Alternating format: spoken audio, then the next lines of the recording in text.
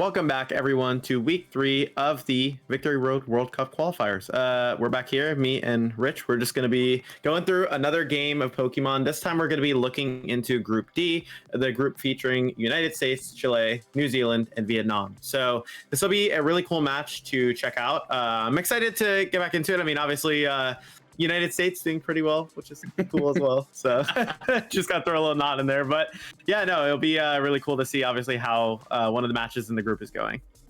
Yeah, well, you've raised an important point. The United States have actually beaten both of these teams in the previous weeks. So both Chile and New Zealand are actually competing for the second place, potentially spot to actually go through to group stages. So, shout out USA for winning. But then obviously Chile and New Zealand have both won one and I believe drawn or lost their other ones. So this is a very, very important match and a very, very important week's match to decide who's actually going to be going forward to the next stages. So, America have really put the pressure on both of these teams. So I think we can jump straight in and start having a look at who's going to be playing versus who. Yeah, so taking a look at our first player, Vivien Skelton, playing a team with Indeedee, Drifblim, Volcarona, Sneasler, Mousehold, and Ursaluna. So a little bit of a unique team here. You don't commonly see Drifblim on a lot of teams, and also to the Sneasler opting to run that White Herb instead of opting to run that Psychic Seed, which of course is going to be on that Drifblim. So a bit of an interesting team here, and I think what's also going to be really impactful here is how that Drifblim is being leveraged, because I do feel like Drifblim has a lot of good techs on this to really wall out certain physical attackers. Like, for example, if you're throwing out Will-O-Wisp, throwing out Strength Saps, right, you can really sit there for a long time and be pretty obnoxious. Also choosing to run that Acrobatics, which is a little bit unique as well. The Indeedee opting to run Terra Ground, Terra Blast, no Protect with Trick Room Imprison, and Expanding Force here, so good into opposing Indeedees as well. Also, we got the standard Ursaluna with Terra Normal, Life Orb, Mousehold with Population Bomb, just being able to do lots of damage. And we have the Volcarona here with Covert Cloak. Not a lot of protects on this team, I guess, like in the first half, and then the second half has more, but definitely more of an aggressive team for sure. Yes, absolutely. I mean, we were speaking ever so briefly beforehand. There is a Pokemon on the screen that I absolutely love. It is a Mousehold, and the fact that it is running the Technician ability over its Friend Guard ability means that it's looking to boost the power of its low base attack move. So this Population Bomb from Mousehold is going to be hitting devastatingly hard with a wide lens. We're looking 99% accuracy, so odds are, touch wood, I'm not jinxing it, we're going to be seeing massive damage coming from the Mousehold into whatever is going to be on Estephan's side. So we're looking at a couple of Pokemon to be similar. So we're going to see the Indeedee, but without any Imprison on Estephan's Indeedee. So depending on the speed tiers of things, Estephan might be at a slight disadvantage if we're seeing Indeedee versus Indeedee, as we can actually lock Estephan's Indeedee out of using Expanding Force or Terra Blast, which is a scary idea. Sneasler also there, but with the Psychic Seed as opposed to the Herb with the Unburden ability. Now, there's a Pokemon that I've not seen much of, but I feel like somebody who's played a lot of Pokemon may well be able to give some better insight. But I'm seeing a Skarmory on my screen, Joe. What is that Pokemon doing? Yeah, I thought Skarmory was only allowed in Legends EA competitive, I guess, but it managed to sneak its way over here, running that Gem and also running Whirlwind, which I think is really interesting. Whirlwind, not a move we see commonly in VGC at all, but being able to really just phase out any setup Pokemon or Pokemon that are just, appreciating some boosts. Skarm's a really interesting Pokemon because it is very frail on the special side, but very, very good on the physical side. But it's worth noting that on Vivien's side, we did see a lot of really strong special attackers, right? We saw, obviously, the Indeedee, the Volcarona, the Ursaluna. Even though Ursaluna is resisted by Skarmory, don't get confused, going to do a lot of damage. But that being said, it can do really well into specific Pokemon. It is also worth noting that this Skarm, since it has that mono fighting coverage with Terra Fighting, it does be walled out by the Drifblim, which is really interesting. Besides that, we're going to see a couple of more common options. We're going to see the Excadrill and the Tyranitar. A Sand Core functions really well together, very aggressive composition. And then we have the Sneasler and Indeedee. Indeedee opting to go with that Choice Specs, which is a little bit different than the common Scarf set we see, especially on a team like this where you don't really have speed control to make sure that Indeedee moves first. Finally, rounding it all out with the Dundozo, with Terra Poison and Fissure, so you can, maybe sneak away an endgame or two that you're not supposed to win.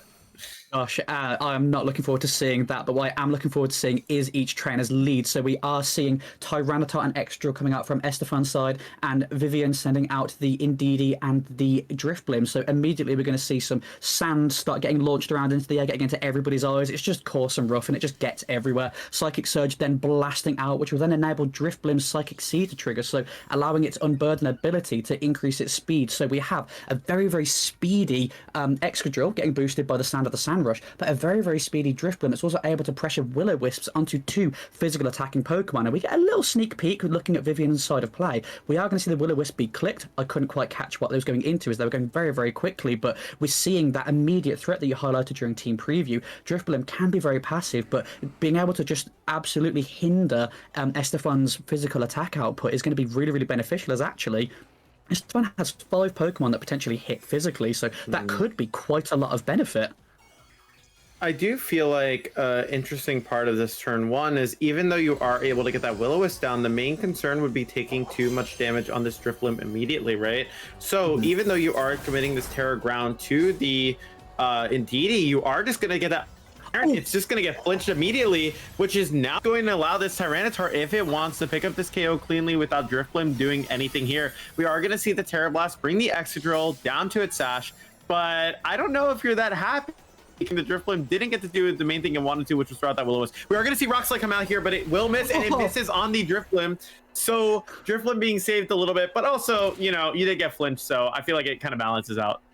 Yeah, well, karma always comes back. You've had some good, you've had some bad. This Drifblim just being an evasive little creature, dodging those rocks whilst it's flinched somehow. So it must have gotten really, really knocked back by that Iron Head, as it was just able to take that clean dodge. So we're in a similar position. There's been damage dealt out on both sides. High horsepower smacking into the Indeedee, taking that nice, clean knockout. Indeedee did have Sash, so 2 hits would have been needed regardless to take it out. Excadrill clearing that down, but now Drifblim is free to do something that it wants. Strength Zap into the Tyranitar. We're going to reduce the Tyranitar's attack, but we're also going to heal up the Drifblim, so potentially looking at nearly, if not full health. And there we see it, knockoff hitting in, not going to do as much damage as expected. Doesn't actually have an item, so Drifblim stayed in a somewhat similar position health-wise, maybe slightly less, but not actually too detrimental in terms of HP like change for the Drifblim. But losing that Indeedee is quite a big point, as the Sneasler coming in, it doesn't have the Psychic Seed. This is a white herb set, so it needs to use a move like Close Combat before it's able to then have that stat be buffed back up and gain benefit from the Unburden. And that's the key difference between each of these trainers. Sneaslers, it's the item choice enabling that Unburden ability, which boosts speed and gives you that kind of first hit damage control on the board.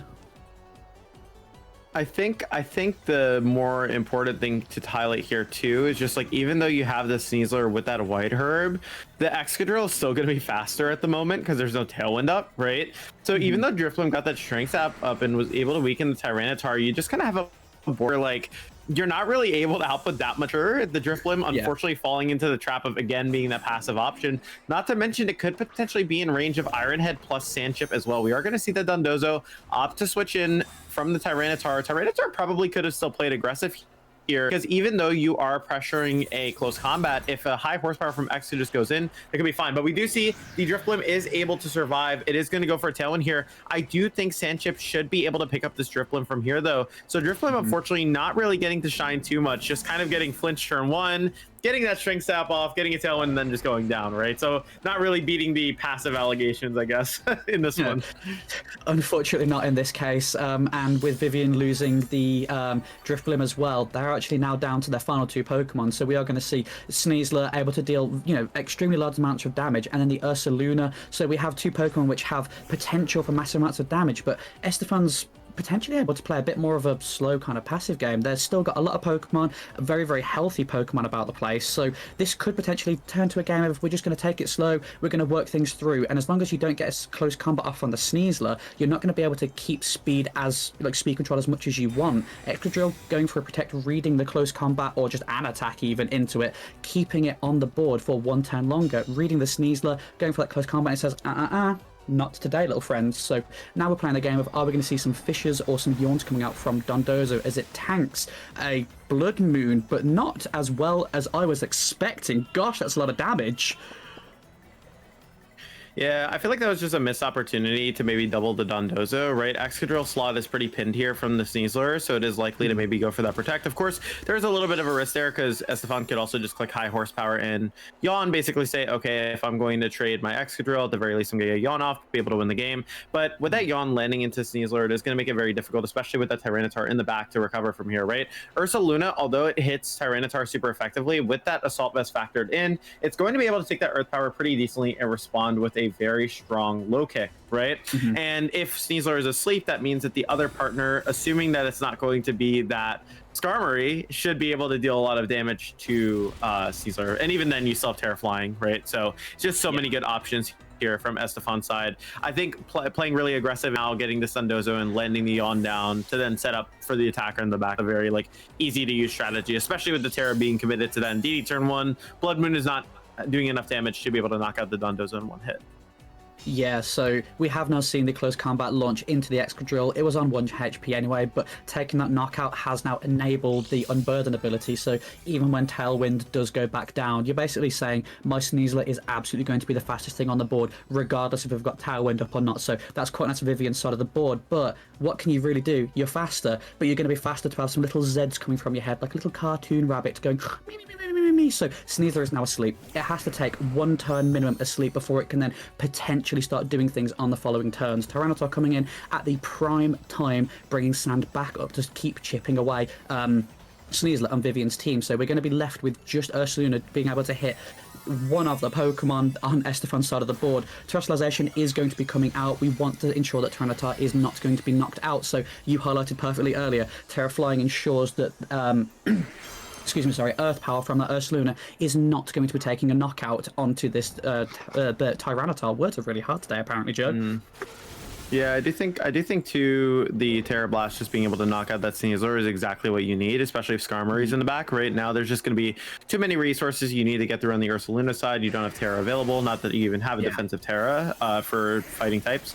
But now, realistically, if the Skarm is in the back, you can just go for a body press and a low kick here. Then Indeedee's in the back, you can just go for an expanding force. If Sneasler is in the back, you can go for close combat, so on, right? Like, basically, no matter what's in the back, you are always going to be in a pretty tricky position. And even if, theoretically, Ursaluna could knock out one of those Pokemon first with 1 hit, right? The Tyranitar should still be able to win with something like a knockoff into a low kick, right? So there's a ton of options here that are good. I mean, the best maybe you could hope for is going for something like a Hyper Voice critical hit. Both Pokemon don't protect, right? Maybe be the best, but even then, close combat, just going to come out here, get a clean knockout. I think, really, for what it's worth, from Vivien's perspective, like, your Drifblim wasn't terrible, so I don't want to like sit here and say it was like the worst thing ever, but also, like, I don't know, like, do I want to lead like Indeedee and Drifblim into Excadrill Tyranitar? Like, probably not, right? Because I'm gonna get pressured by like every attack, basically. Yeah. It did feel like a little bit of a bench sitting Pokemon. It was there, and it was able to threaten a lot, but in terms of what it was actually able to get off, it was one of your 4 Pokemon that it set Tailwind up, yes, but realistically, you've got a lot of fast Pokemon anyway that may well outspeed Estephan's Pokemon other than the Excadrill with the Sand Rush. So you got a Tailwind which was fantastic. However, the flinch didn't help, and you got 1 Strength Sap off, but you ended up slightly net negative on the turn when you hit the Strength Sap. So yeah, I agree, it can be fantastic, but maybe not for that lead or not for this kind of matchup. There's other Pokemon which may well be able to kind of deal a little bit more damage or have a little bit more impact than the Drifblim. I'm not going to say I don't believe in it, because I did that last time, and then Dondozo absolutely swept through a game. But Drifblim definitely could have had a lot more impact on the game if it was positioned differently, or prioritized different things, or just didn't flinch really. If it chose not to flinch, it might have been a very different game. So I'm really keen to jump into the next game and see if either trainer adjusts, as Estephan had a very, very firm lead.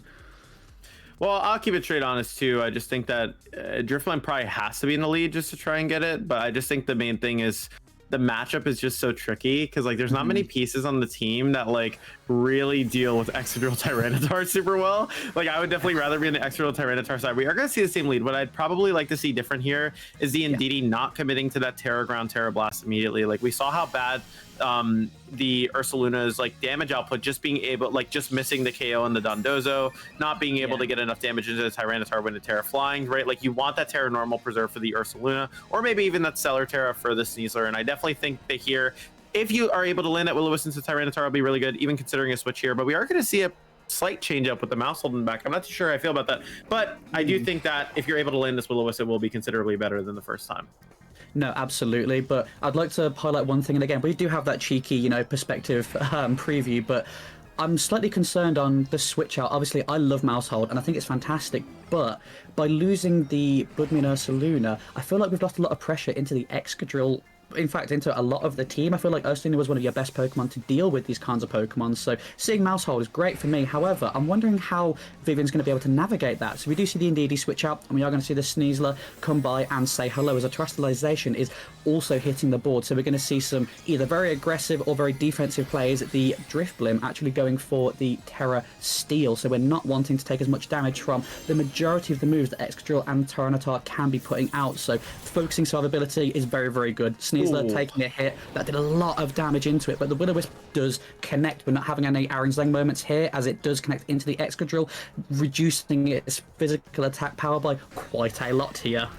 No, now that the Sneasler is gone, that means you probably have nothing to remove the Tyranitar from the board. I mean, that's like such a devastating turn one. It's not even like the game's not over, but if I were like on Estephan's side and like it's pretty clear that like when Mousehold comes out, there's no option of Ursaluna, I'd be feeling really good about the position, especially since Terra was burned up. You don't even have Terra Ground, Terra Blast available anymore. This is a really rough position. I mean, the Mousehold adjustment just not paying off here at all. And now you're caught in a position, yeah, you could throw Will-O-Wisp into Tyranitar, sure, right? Go for that population bomb in the Excadrill. Without Ursaluna, how do you break through any of these Pokemon? I don't even know if you can make it to the back Pokemon in time before they're able to like kind of run through like most of the options you have. But we are gonna see Tyranitar just choose a switch here because I mean, if you know it's the best win condition here and there's like nothing to remove it, why not switch it out? And that is one of the worst Pokemon that Vivien can see in the back, as it's another Steel type that would also, even if we did have Ursaluna, you'd be immune to those ground type moves if you had the Ursaluna about. So these Pokemon that Estephan has brought with them are very, very good into the entire rest of Vivien's team, going for the Terra Ground, as we're just going to slap a big bad Earthquake now that Drifblim has actually terastallized and removed its own immunity from ground type moves, where burn, so the damage output is going to be slightly less. However, they're still doing a considerable amount of damage, even though our damage output has been slashed in half. Will-O-Wisp hitting into the Skarmory. We're not going to get some Sand Chip. You're going to get some Burn Chip as well. So, somebody better get a Burn Heal for that. Pop-Bomb going into Excadrill. Wow. Yeah, that's a lot of damage. Gosh. Yeah, I mean, getting the knockout here because of the Terra Ground, taking away the Steel typing, maybe if there was an, maybe if Estephan had opted to just go for a regular Earthquake here, could have gotten a lot of damage without necessarily losing the Excadrill. Now, I will say, even though this position isn't the best, as long as it's not Sneasler in the back that comes out next, right? Because it cannot speed the Drifblim. You can be in a position where potentially with Strength Sap and Will-O-Wisp, maybe you can stall the game out, right? Acrobatic's not great for hitting either of these Pokemon. The main problem is it is going to be Sneasler in the back, so now you're kind of forced to throw out that Follow Me and Will-O-Wisp, but then what? You're going to be in a position where you can still get close combated after, right? Even if you opt to go for a Strength Sap, it's not particularly great. And yeah, Drifblim just very susceptible now with the Steel Terror. Not to mention Skarmory could just start Iron Defensing as well. Going for that Body Press and your back Pokemon being Indeedee versus Tyranitar is definitely not preferred. Yes, the words to find are difficult, as this isn't the ideal situation for Vivien to be in.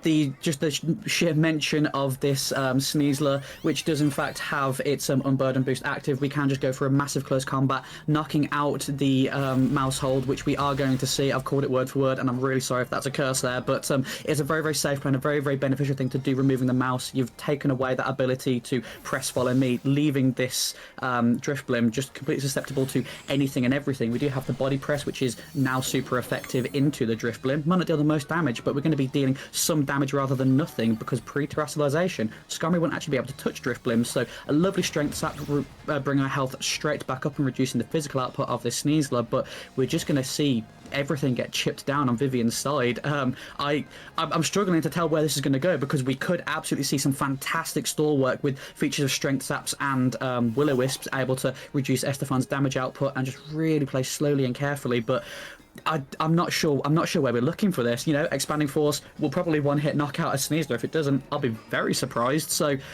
I'm keen to see how this kind of goes forward.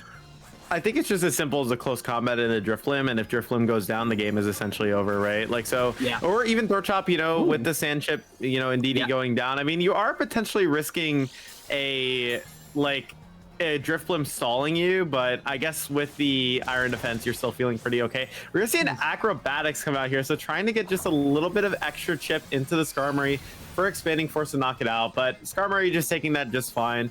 Probably just gonna roost it all the way back up, and then you're gonna have a Tyranitar against a Drifblim with only Acrobatics and a Skarmory, which can Iron Defense and Body Press, which is just not ideal. We're just gonna actually see Body Press go into DD. So realistically at this point, right, like Tyranitar completely walling out Acrobatics, Drifblim, Skarm, sure it's burned, right? It's just gonna be able to go for a roost and start Iron Defensing.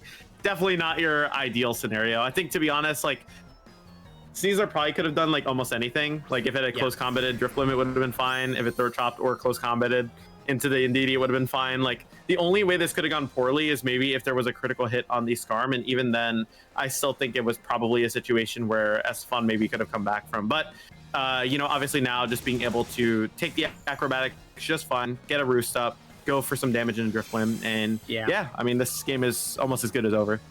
Yeah, I mean, I don't really know if you can pop a lead balloon, but between the Skarmory and the Tyranitar with their fighting type moves, we're absolutely going to do our best to squeeze and pressure this Drifblim until it is able to burst. There is always the potential of being able to stall out, as I'm noticing that the damage output dealt by Tyranitar isn't, you know, absolutely insane. So going for the strength saps may be a way to survive yourself through, as this is going to heal, I believe, pretty much back up to full based on previous turns, and it's also going to give Tyranitar's damage out higher. So the Drifblim hasn't quite been squashed yet, but we're allowing the Skarmory to just keep buffing itself up. So A, Acrobatics is going to be doing less and less per turn, but B, that body press is like going to be stepping on a bug, you know, sometime soon. This Drifblim is a weirdly kind of stat distributed Pokemon, but we're already at +4 defense now, so we're going to be seeing some stupid amounts of damage coming out very shortly, which has the potential to swing the game.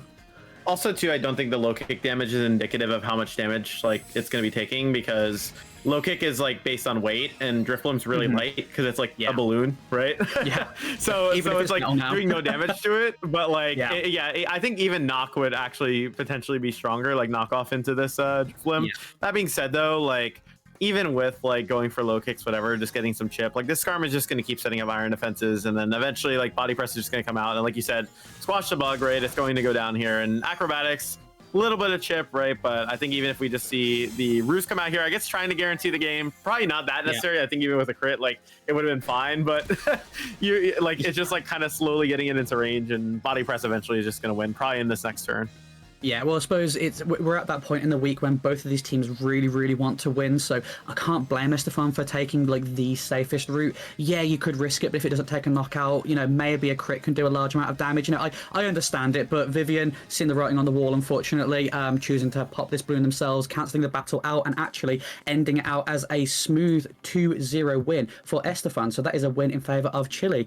So well played, both trainers. That was a really, really rough matchup. I mean, like you highlighted before, it's what can you do against that extra Tyranitar lead? It's just so oppressive. You've got so much speed, and the flinches from everything coming out is it's hard to work around. It's one of those chances you've got to take, and unfortunately for Vivien, didn't roll in their favor. So yeah, well played, both trainers. That was a really fun game to watch. Yeah, I just feel like in matchups like those, right? Like, I think too, it's always about like what the matchups are, and I think sometimes you can just roll into matchups a little bit more difficult than others. I mean, even with the Drifblim being able to get all those Will-O-Wisps down, by dropping the Ursaluna, you basically lost your only option to be able to kind of hit a lot of those Pokemon. And as soon as like Sneasler went down on that turn 1 switch, like it wasn't like obviously like not like over, but like it was over. You know what I mean? Like you lost your best tool to hit Tyranitar in the back. You have a Skarm in the back that now that you committed Terra Steel, you're just going to be able to body press like the entire team and sit in front of it. And I think definitely once the turn 1 of the Sneasler just goes down, right? You're basically taking a composition where you're risking that like if the Sneasler goes down, you have nothing to hit Tyranitar and like the other you know fighting weak bonds. So I definitely think like dropping the Ursaluna, probably something that in hindsight could have been worse than better, but overall, I think Estephan just playing properly. You just need to keep putting on pressure, just keep damaging, like trying to get KOs. And I just think that turn 1, just being able to get that Rock Slide Iron Head off and get the knockout on Sneasler, just put Estephan so far ahead. Yeah, like you say, it wasn't over, but the dial was just so heavily swung in Estephan's favour. It was a real up-hit battle, and I can't lie, Vivien did do well to try and keep it in. That Drift Blim stall, again, I didn't doubt it. I said I wouldn't doubt it. It was able to keep itself from being knocked out for a good few turns and able to really hint the damage output, but its struggle was it couldn't hit back. It could just keep surviving, but the acrobatics, I mean, we saw it was doing like, I'd pull the ruler out and go, yeah, it did like a millimeter's worth of damage on the screen. Just wasn't enough, so it's such a shame to see such a unique Pokemon go down in a way that didn't highlight its strengths, but that's the game we play, isn't it?